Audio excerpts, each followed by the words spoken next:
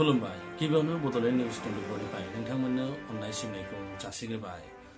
जनता फरायसालिमा सेरफांगुरियाव एकाउन्टेन्ट हाबा मावग्रा गोख्रों मावथि समाज सिबियारि बयजोंबो मिथिजानाय मेलेमजिबि मोगथां बसुमतारिया मैया जिउ नागारो। थांनाय 3 जुलाइ खाराव बिथाङा हरखाब रुंसारि जालाङो। बिथांनि रुंसारि जानायाव जनता कलेजजों लोगोसे ओनसोलनि सुबुंफोरा दुखु मोननायखौ फोरमायदों। बिथांनि हरखाब रुंसारि जालांनायाव जनता फरायसालिमानि फोरोंगिरिफोरजों लोगोसे बिथांजों मावफानाय स्टाफ, फरायसा फरायसुलि, बारग' फरायसा फरायसुलिफ्रा दुखु मोननायखौ फोरमायदों। बिथाङा सिगां समनिफ्रायनो गोब्राब बेमाराव भुगिनानै दंखायोमोनब्लाबो नोरजिया देहाखौ लाना हाबा मावबोबाय थादोंमोन। बिथाङा बायजोआव हासुनो थांनायाव हरखाब प्रेसार स्ट्रक जाना गोग्लैनानै जिउ नागारो।